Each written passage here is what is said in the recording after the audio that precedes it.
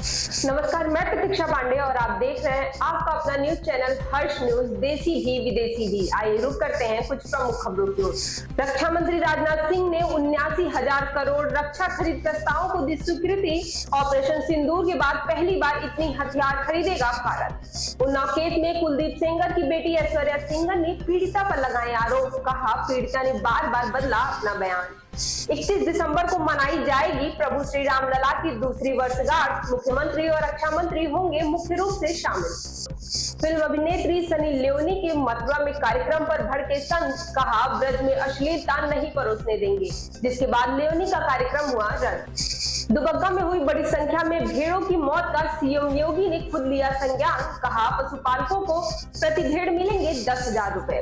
भारतीय सशस्त्र बलों की परिचालन क्षमताओं और युद्ध प्रभावशीलता को नई ऊंचाइयों पर ले जाने के उद्देश्य से केंद्र सरकार ने एक बड़ा रणनीतिक फैसला लिया है। रक्षा मंत्री राजनाथ सिंह की अध्यक्षता में डीएसी ने सोमवार को लगभग 79,000 करोड़ के रक्षा खरीद प्रस्तावों के लिए आवश्यक स्वीकृति प्रदान की और हमारे देश में डीएसी यानी डिफेंस एक्विजिशन काउंसिल यह फैसला करती है कि तीनों सेनाओं के लिए किस तरीके के कितने हथियार कब और कहां और किससे खरीदे जाएंगे। ऑपरेशन सिंदूर के बाद यह पहला मौका है जब भारत एक बार में इतना ज्यादा हथियार खरीदेगा। यह मंजूरी मुख्य रूप से भविष्य के युद्ध क्षेत्र की जरूरतों जैसे ड्रोन, तकनीकी, सटीक मारक क्षमता और उन्नत रडार प्रणालियों पर केंद्रित है। उन्नाव दुष्कर्म केस के आरोपी कुलदीप सेंगर की बेटी ऐश्वर्या सेंगर ने मीडिया के सामने आकर रेप पीड़िता पर गंभीर आरोप लगाए।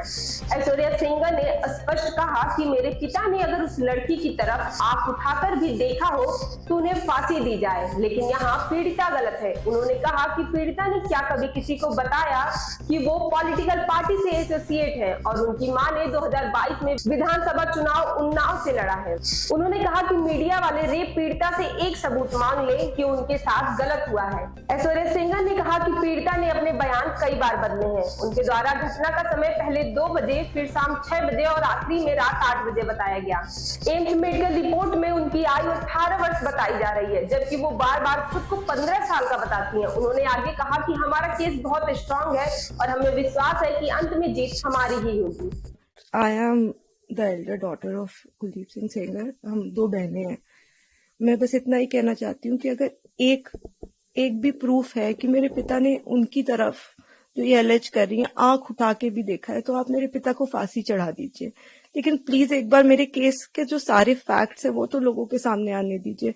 हम बहुत ही मुश्किल से जुडिशरी के पास गए थे। हमारे अपील में हमने सारे फैक्ट्स फाइल किए हुए हैं। उन्होंने अपनी टाइमिंग 3 बार बदली है। पहले उन्होंने कहा दोपहर 2 बजे, फिर उन्होंने एक मीडिया स्टेटमेंट दिया, उन्होंने कहा नहीं 2 बजे नहीं हुआ, शाम को 6 बजे हुआ। ये उन्होंने ऐसे इसलिए किया क्योंकि ऑलरेडी एक फोटो है मेरे पिता की कि वो मम्मी के साथ एक इवेंट में मौजूद है 2 बजे।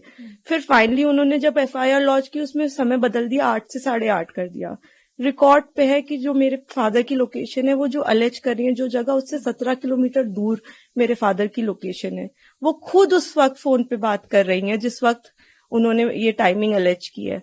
तो इतने सारे सबूत होने, एम्स की रिपोर्ट है जो बता रही है कि वो 18 साल के ऊपर है और वो खुद को माइनर 15 साल की बच्ची बताती हैं। मैं बस ये आपके माध्यम से कहना चाहती हूँ कि मैं समझ रही हूँ कि आपकी भावना एक तरफ जुड़ी हुई है क्योंकि आपने ये सारे फैक्ट शायद कभी सुने नहीं है और ना किसी ने हमें नहीं अप्रोच किया कि आप अपना आपके फैक्ट्स क्या है। किसी ने उनसे कभी पूछा कि आप एक सबूत दिखा दीजिए कि आपकी तरफ कुलदीप सिंह सेंगर ने कभी आंख उठा के भी देखा। मैं कह रही हूँ अगर वो दिखा दे तो फांसी दे दे। और आज भी हमें पूरा विश्वास है कि अंत में, क्योंकि हमारा केस इतना स्ट्रांग है, अंत में हमारी जीत होगी।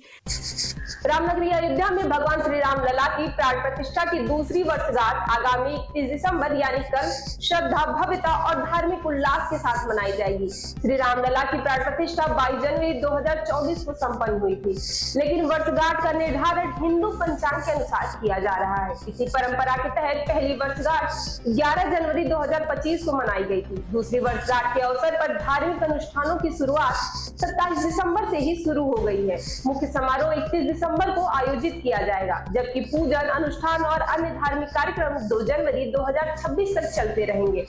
इस भव्य आयोजन में देश के रक्षा मंत्री राजनाथ सिंह मुख्य अतिथि के रूप में शामिल होंगे। वहीं मुख्यमंत्री योगी आदित्यनाथ की भी कार्यक्रम में गरिमामयी उपस्थिति रहेगी। पूजन अनुष्ठान जगत गुरु माधवाचार्य जी की देखरेख में संपन्न कराए जाएंगे। कार्यक्रमों की श्रृंखला के तहत 29 दिसंबर को सांस्कृतिक आयोजन की शुरुआत होगी, जिसमें विविध धार्मिक और सांस्कृतिक प्रस्तुतियां होंगी। श्रद्धालुओं की सुविधा और सुव्यवस्थित आगमन को ध्यान में रखते हुए अंगरखेड़ा तक पहुंचने के लिए सुग्रीव पथ से आने जाने की व्यवस्था की गई है।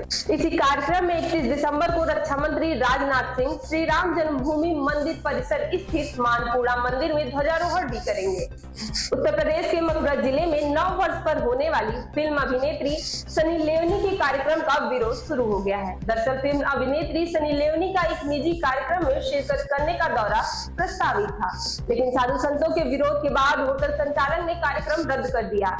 मुख्य पक्षकार दिनेश शर्मा फलहारी महाराज ने इस कार्यक्रम को रद्द करने की मांग की। उन्होंने कहा कि धर्मनगरी को हम कलंकित नहीं होने देंगे। यह ब्रजभूमि दिव्य गोलोक भूमि है और यहाँ फूहड़ता और अश्लीलता परोसने की तैयारी हो रही है। कुछ लोग श्री कृष्ण नगरी को साजिश के तहत बदनाम करना चाहते हैं। दिनेश शर्मा फलहारी महाराज ने डीएम को चिट्ठी लिखकर इस कार्यक्रम को रद्द करने की मांग की है।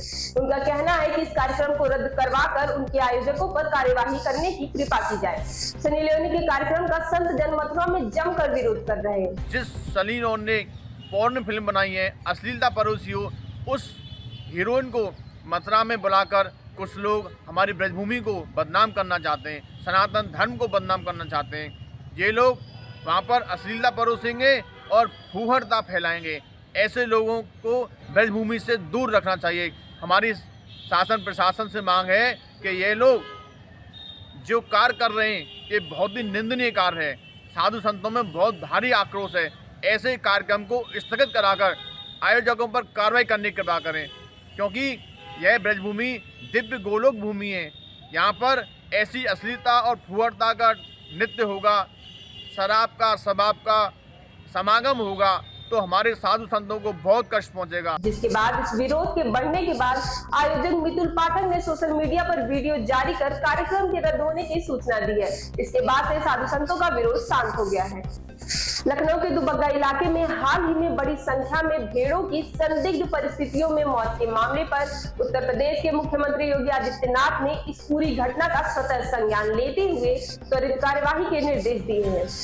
पशुपालकों के नुकसान को देखते हुए उन्होंने उन्हें प्रति भेड़ 10,000 रुपए आर्थिक मदद देने की घोषणा की है। भेड़ों की संदिग्ध मौत की परिस्थिति के मामले को शासन स्तर पर गंभीरता से लिया गया है। सीएम योगी ने संबंधित विभाग को घटना के निष्पक्ष और गहन जांच के लिए आदेश दिए हैं, ताकि मौत के सही कारणों का पता लगाया जा सके। सीएम के आदेश के बाद जिला प्रशासन और पशुपालन विभाग की टीमें सक्रिय हो गई हैं। घटनास्थल से नमूने लेकर जांच के लिए लैब भेजे जा रहे हैं और अन्य भेड़ों को संक्रमण से बचाने के लिए टीकाकरण व निगरानी तेज कर दी गई है। सरकार ने यह सुनिश्चित करने को कहा है कि मुआवजा राशि का वितरण बिना किसी देरी के सीधे पात्र पशुपालकों तक पहुंचे। सोमवार सुबह पशुपालन विभाग की टीम जांच करने पहुंची थी।